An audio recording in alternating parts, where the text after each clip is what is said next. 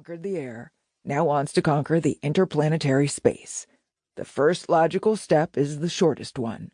The nearest heavenly body being our moon, and that being far enough away to present a pretty tough problem, the princely reward of $1 million has been offered the man who will first send a projectile or vehicle across this space and move it to the satisfaction of the associated governments of the Earth.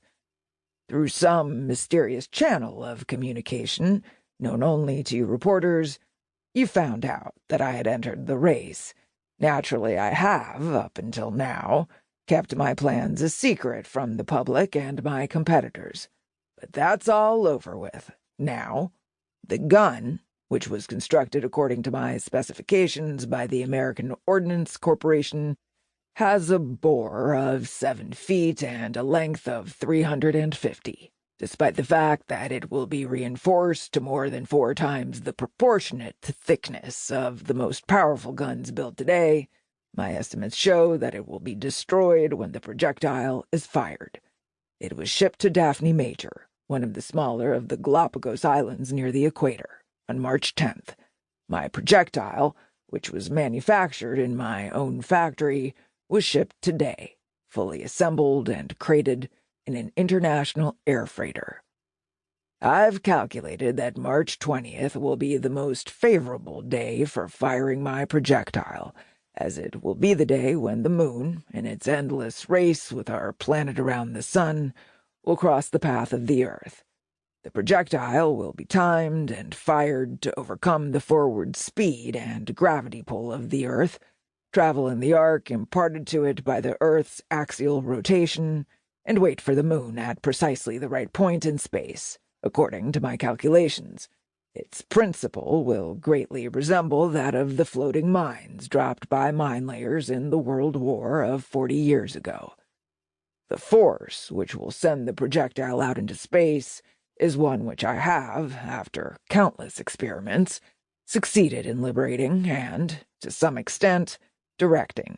It's the terrific force locked in the atom.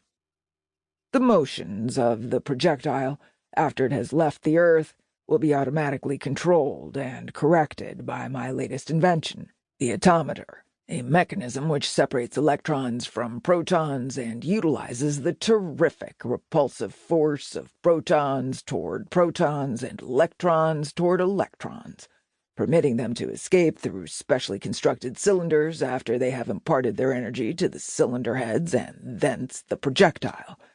These cylinders are pointed in all directions, thus making it possible for the automatic course corrector to control the motions of the projectile. The projectile will be projected at the base by a firing plate of easily melted metal, which will be destroyed before it leaves the Earth's atmosphere. It will also be protected by 6 outer layers of reinforced asbestos with braced vacuum spaces between them. In the head of the projectile is a charge of explosive which will be set off by contact with any solid object. This powerful explosive will, when ignited, emit a lurid flash of light that will be easily visible if it strikes the dark side of the moon, and also a thick cloud of black, non-luminous smoke that will spread over a circle 100 miles in diameter will be readily discernible if it strikes the light side. On tomorrow, the 16th, I leave for Daphne Major for the purpose of loading and pointing the gun. That's all there is to the story, fellas, until after the gun is fired. Roger opened the door, and the reporters, after wishing the young inventor success, filed out. 2. Launched. On the morning of March 16th, Dustin and Sanders set out for the Galapagos in the former's swift Blettendorf super-electroplane, which was capable of a speed of 800 miles an hour. They arrived about noon and worked assiduously, with the result that the gun was loaded and ready for the Herculean task of lowering it into the emplacement by night.